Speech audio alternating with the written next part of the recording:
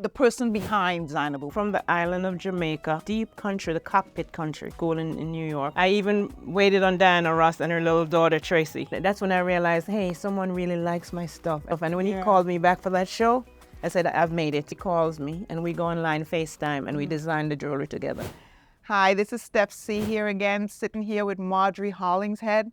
Everyone knows her as Zainabu Natural Skincare and African Fashion.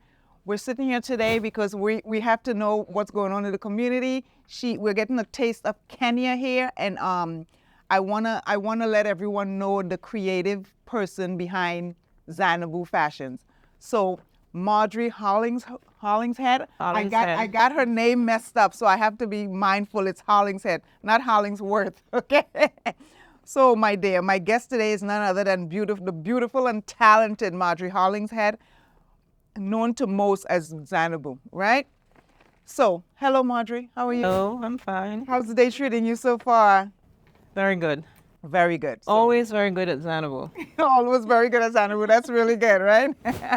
So it's quite interesting that where did you get your passion to create, your designs, your passion to produce fashion? Where does that come from? Where did you get that from? When I arrived in New York City in 1983, I looked for work, couldn't find a job, went to school, finished school, and then my aunt, who worked at Bergdorf Goodman, the prestigious Bergdorf Goodman in New York City. Yes, she was a manager there. She actually was a manager there for 18 years. Wow. So she had them, she spoke to the managers there and they hired me. I worked in the women's department where they sold all the Fendi furs and High end. very high end. Wow. I even waited on Diana Ross and her little daughter Tracy. Wow. So while I was at Bergdorf Goodman, the designers started coming in the summer, and I got a chance to work with all the the big designers like Fendi Sisters, Jean-Franco Ferré, Willie Smith. They came in and they had their fashion shows in Soho. Mm-hmm. So I was hired to dress the models. Soho, New York. Soho, New York. Wow. Yes, I was hired to go in and dress the models. Yes. And that went on for several years. I went in and I dressed Iman, Beverly Johnson, Sheila Johnson, Beverly little sister. Who knew? I dressed all the top models, and I worked in the store for about 10 years. And all the celebrities came in. I waited on all the celebrities, and that's how the fashion started. Wow, that is. I started spending all my money at Bergdorf's, buying all the expensive clothes that I couldn't afford. All my paycheck went to Bergdorf Goodman. So that's where the passion started. And then I transferred to Neiman Marcus in Bal Harbour at the Bal Harbour shops, and I did the same thing there. I really didn't dress any models there, but I sold and did makeup. I actually went to school to do makeup, so I became a makeup artist. So I could work on the models also. I could make up the models and do the videos in South Florida. So I dressed a lot of models in Bal Harbour, and I did a lot of makeup for when they came in. I did Luke's video, Get It Girl. I did his video. That was my first video. Uncle Luke's video was my first video. Spice in you know what I'm saying? Night in the SunTrust building downtown, making up strippers. Wow. You know what? But you know what? Look, 50 of them. Look at where we are now. That's quite interesting. yes. I mean, who knew? Oh my God, you worked for like the most highest end designers. I did. Wow. And that's where my passion came from. I decided when I retire, I'm going to open a shop, and I'm going to have like a Bergdorf style Right. boutique. But in African attire. In African attire, yes. Yes. In African attire, yes. Yes. And the makeup was going to be natural. Yes. So I started my natural skincare line, and I started my my boutique. Okay. But even before that, I was actually working in corporate America. I worked for Soft and Beautiful Just For Me, Proline Corporation. I was Skincare stuff. skincare stuff, yes. Care stuff. I was their key account manager for the international market. I did all the Caribbean markets like Wow. Barbados, Jamaica. I went to Bahamas. Where was it? St. Martin's and Tortola. So wait, let me stop you. Let me stop you because I am in awe right now, okay, because I know Marjorie, okay. I mean, I'm pretty. I never know told you all Marjorie, this. and I had no idea. So now you just threw my whole theme off because this is really exciting. Right, so that's where my skincare and my fashion came from. It came from the corporate America when I worked for Right, Soft and the Beautiful, Just for Me for transition, Kids. the Yes, transitioned yes, over. yes. I decided when the company closed, when they closed the company, I was going to start my own skincare company. And let me tell you something, your butters, okay? Because your butters was not on my list to ask you about your butters. But now that we're talking about skincare, your butters, I mean, I've been to venues that you were, like a vendor and stuff, and your butters are like that. Everyone pops up, butter, but where's the butters? What is it with the butters that people are so, they want it? There was a hair care company called Carol's Daughter. Yes, I'm very familiar with her. Carol. I don't know. Carol's daughter. It was Carol's daughter. Carol's Daughter. It But was wasn't another Carol's one. daughter, No, it it was another but her one. name Okay. was Carol, and she had one butter that smelled so amazing. I bought the butter and I took it home and I practiced to make the butter. And I made 3 other ones and I took it with me to the World's Natural Hair Show in Atlanta. 4 butters sold out. 2 Listen. days I sold out. I have been to many of your shows and I've seen how people go after this butter like it's the last Yes. supper. Okay? Seriously. So let me quickly People tell you about the buy- butter because this is yes, not about the butter. I I wanna sold know. 4 butter. I made 4 butters. Now I have 28 butters and Walmart called me, Really? heard about me and called me and put me on Walmart.com. Well, you know what? Well, more power to you, my sister. And you know what? People need to go to Walmart.com and get Xanabu's butter, okay? Because let me tell you, My website. their website. Well, we're gonna give them the website. gonna support the website. Yes, we're gonna because we have to get. I mean, you already have your platform, but we have to get more butters out there, more fashion out there. So yeah, definitely. So I know that you're really busy. You're a very busy establishment. I've been here maybe a couple of hours, and I mean, people are just coming in. Even on Saturdays, every day, people are just like coming, and they're not like trickling in. They're coming in. You know what I'm saying? Because I know you were at the Yellow Green Farmers Market for Farmers 13 Market, years. and for 13 years. And I know people stop by, they don't know that you're no longer there. So when they find out, they come directly here. I also know that you've been very busy doing a lot of fashion shows, okay? Yes. I mean, sometimes you just need 10, 12 models and you get like hundreds of models replying because everyone wants to be in your fashion shows, okay? So when did that become such an integral part of you doing fashion shows? I don't want to say throughout the state, but I want to say South Florida. Florida. Okay, when did that become such an integral part? Because you do a lot of shows. Trying to figure out when I did my first show. I did my first show for African Nation, African Nation. Art Basel. Oh, okay. It was 4 years ago. The gentleman's name is Alfonso, and he came to the market and saw my stuff because I had my stuff in the market, and he asked me if I could come and do his first show. When I did Alfonso's first show, it was on the floor. On the floor. On the floor, we walked on the floor between benches. No stage. stage. No runway. And that was my first show. And my first show was so spectacular. I did only basket weaves. Everybody wore basket weaves. Guys, babies, and ladies. They all wore basket weaves. So that's when I did my first show. What was the question again? The question was like, when did that become? I know all of the community leaders, everyone that's having something, they want Zainabu in their show. Okay. So when did that become such an integral part of your? When Alfonso called me back the next year and he had a stage. He had a stage the next year and he called me back and I did his show. And that's when I realized, hey, someone really likes my stuff. And this guy, Alfonso, is a curator and he looks for good stuff. And when he called me back for that show, I said, I've made it. Now I can move on and do other shows. So that's when I realized, hey. And then he called me back for the 3rd show, and the 4th show, he had me close the show. That made it, even more remarkable. Yes. So, and then everyone started calling me. Like I have to start turning people down because everyone was calling me. Everyone wanted Zainabu. Yes, I was doing the tea parties and the parks and the farmers market huts. I was doing everything, but I liked it. I didn't care what I was doing. I liked it. I just wanted to make my community happy. Right. So I went out and I did that to make my community happy, and the community comes here. Yes. You know what I mean? They come here. See that. Yes. I really see that.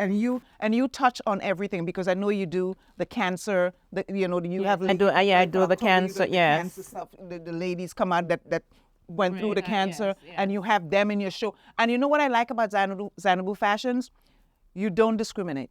No, I don't. Let me tell you something. You have stuff for me, Yes. and you have stuff for my sister next door that's a little more voluptuous. Yes. All of your designs are, you have stuff for everyone. So you don't discriminate. And I feel like models think they have to be a size 1 or 2. You know what I'm saying? And when you dress these models that are a little heavier and a little more curves, let me tell you something. They feel so special. Yes. You know, how does that make you feel? It makes me feel special. It makes you feel because special. these bigger ladies are remarkable. When they hit the stage and I see them glide across the stage in my clothes and it fits them nicely, and people clap. Some of them, they get the bigger, more claps than anybody else, because you know they have the courage to go out there and walk the stage and look fabulous. So it makes it, and that's a remarkable feeling for me. Yeah, because I've seen them and I see how much joy and how much happiness they get Yes. when they come out. Yes. And then when I don't call them, they get mad. I know, but it's just, I mean, I see, because sometimes I'll call them next there's time. so many models that want to walk for you. So many of them. Yeah. So that just goes to show that there's something that they see that they want to be a part of. yes. You know what I'm saying? So another thing is that this industry, very competitive industry. I mean, and people like to say, I have my own thing, I have my, you know, but it's a competitive industry. You know what I'm saying? And do you think, I mean, what do you feel? Is there room at the top for everyone, or is AI just taking over this industry? There's no room for the top for everyone. People are trying so hard now with the AI thing. People are trying so hard to get into this industry, but AI is on top. Yes. You get to that social media and AI is everywhere. I mean, people are everywhere trying to make it. So you have to be creative, and you have to have your own style. You can't go looking for the styles that's out there, because everybody's doing it. Everybody's copying people. Yeah. You know? That's really, no one's coming up with an original anymore. Right. You're taking a piece of this and a piece of that, and they're making it their own. Yes. And that's okay. You know what I'm saying? That's why I have my seamstress in Nigeria. That's why she's a young girl who didn't have any experience. I had to groom her. I had to groom her and make her into what I wanted. Yeah, she's awesome. Her and the other lady, City, both of them.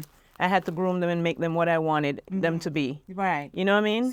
So your connections is in Nigeria, Kenya. My seamstresses are in Nigeria. The lady who makes my jewelry, what do you call her now? The artisan that makes my jewelry in Kenya. She's in Kenya. I've known her for 15 years. So wait, let me stop you because I want to get to your jewelry, right? Your jewelry, let me tell you something, out of this world. Okay. Everyone wants your jewelry, okay? So I mean, we're gonna get a shot of like all of it, after we're gonna take some pictures and videos of the jewelry. But your jewelry, my dear, okay? Everyone wants a piece of your jewelry. I mean, I'm wearing your jewelry now, so I'm like, you know what I'm saying? I just love your jewelry. Tell us a little bit about what goes into the process of you picking what you want, creating what you want, so to have this artisan in Nigeria. Okay. The lady in Nigeria, Khadija, has been my jewelry maker for 15 years. And when I first met her, she didn't know how to make jewelry. I met her with her sister walking in the market. They didn't know how to. She knew how to make jewelry, but nobody pushed her. You know. Right. I had to groom her also. So what I do, I go online with her, FaceTime, and we sit. She buys all the pieces. She sits in her shop, and she calls me, and we go online FaceTime, and we design the jewelry together. She says, how do you want it? You put this piece with this piece, and that's how we we design the jewelry together. So that's how they come about. Like the piece I'm wearing. Yes. She buys the beads, and then she buys the cow horn. And you tell her. And then I tell her where to place them. Yes. And that's how we do the jewelry. And that's an absolute beautiful piece. Yeah, that's how we make the jewelry. Beautiful piece. Absolute beautiful piece. And like the pieces you're wearing, that's hers also. I know, right? Yes, that's hers also. Yes. That piece is hers also. We go online and I tell her where to put the cowrie shells and stuff like that. I have quite a few of your pieces, so I'm not even gonna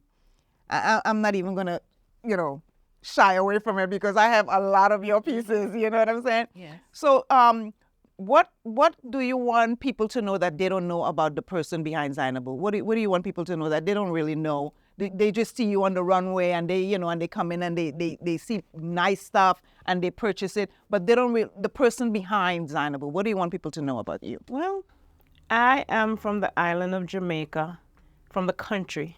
I'm from the deep country, the cockpit country, where I used to go and walk the mountains and pick up little shells to make stuff. My mom was a seamstress. She made all our dresses until we were 15 years old. So that's where some of the passion comes from. Wow. I ran for Jamaica. For a short time, I ran for Jamaica. I was a track star. Okay. And that's how I got to the United States. A track star. Okay.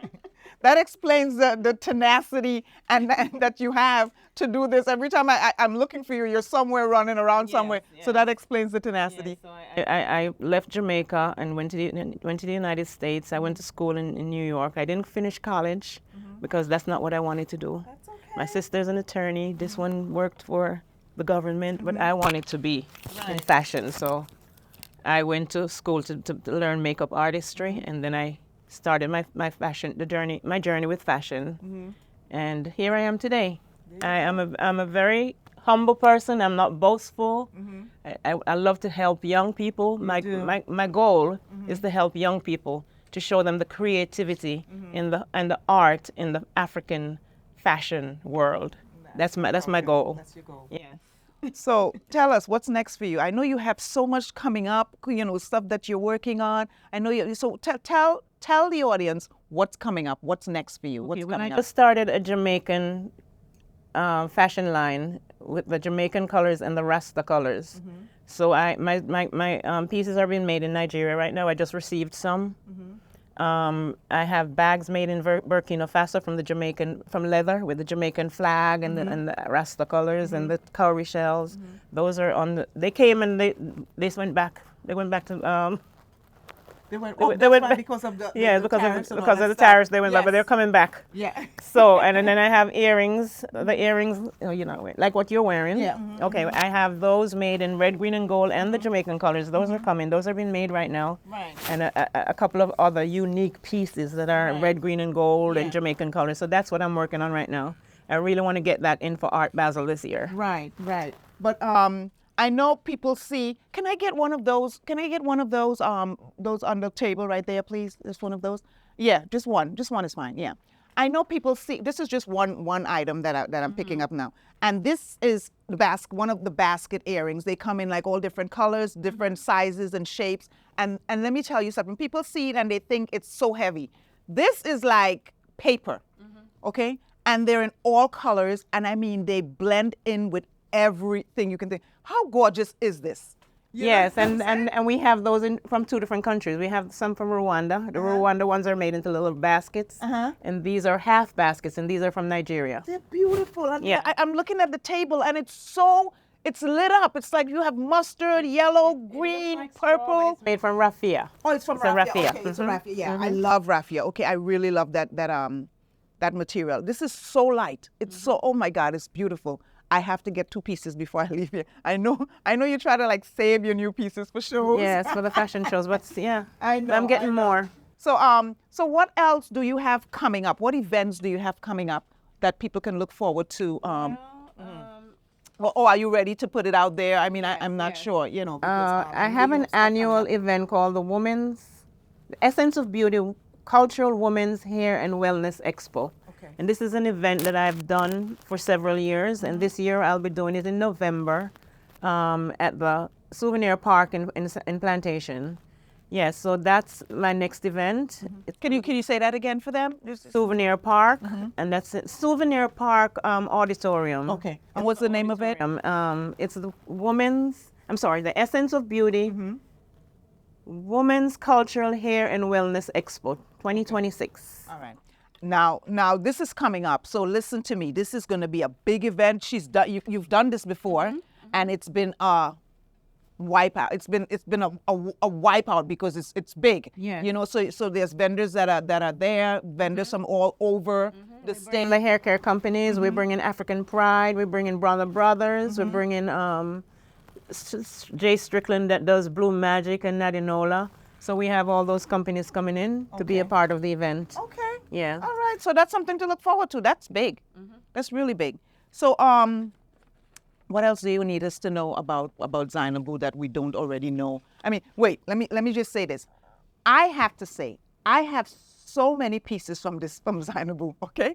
Their jewelry, her clothing line. I mean, I have so, and everywhere I go, people stop me. Where'd you get that? Where'd you get this? Where'd you get that? So I have to say, your pieces, and I feel like, and I didn't find out until maybe late last year that my great-grandfather was African, okay? That is why I love African clothing so much, seriously. And I didn't know. And I'm like, I just feel so royal in African clothing. Why? You know? Yes. And then when my older sister from my father's side said to me, you know your grandfather was African, right? And I was like, what? Yes. You know? So that explains a lot where the culture comes from, Yes. why I like it so much. Yes. You know what I'm saying? Yes. So there you have it. Let us know where you're located. Okay, I'm located at 5918 Pembroke Road, and that's in West Park, Florida. The zip code 33023. And do you have a phone number for them? 305-986-3372. There you go. So there you have it. Everything you wanted to know about Zainabu Fashions. Yes. Now we can go eat. So thank you all for sitting with us. I want you to follow us on Instagram, Melanin Power Company, on YouTube, Melanin Power 6126, TikTok, Melanin Power 2, and Facebook, Melanin Power. We're across all social platforms. Stay tuned because this is going to be posted for you, and you're going to see all the highlights. So we're going to take some pictures now so you can see what's on the floor and, and more to come. Thank you so much, and signing out.